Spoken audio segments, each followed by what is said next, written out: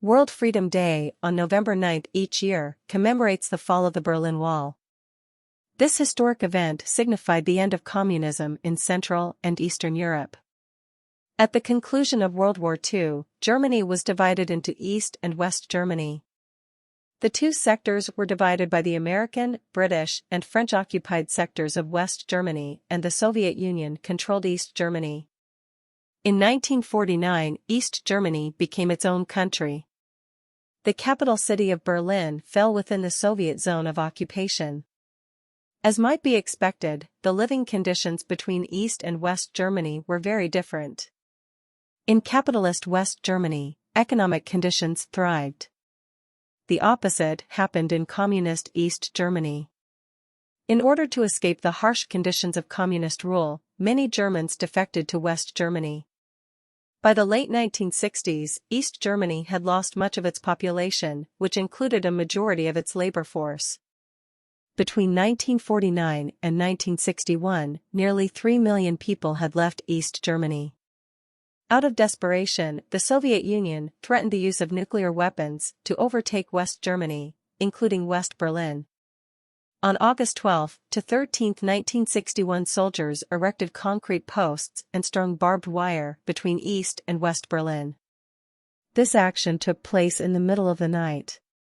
When people in Berlin woke the next morning, they could not go to the other side of the city. Even if they had a job or a family on the other side, Berliners couldn't cross over.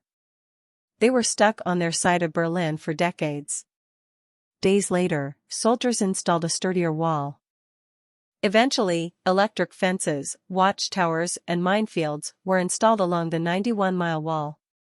The Berlin Wall became a symbol of the Cold War. During that time, lines were physically drawn. A wall. Families physically divided. Countries at arms. In June of 1982, President Ronald Reagan visited Berlin addressing the issue of the wall, the arms race, and the Cold War. In 1987, he once more visited the Berlin Wall and made his now famous speech, "Tear down this wall." Known as the Great Communicator, Reagan continued his discussions with the Soviet Union's General Secretary Mikhail Gorbachev. In 1989, the new leader of East Germany greatly reduced travel restrictions from East Germany. Border guards began letting people cross from East Berlin into West Berlin.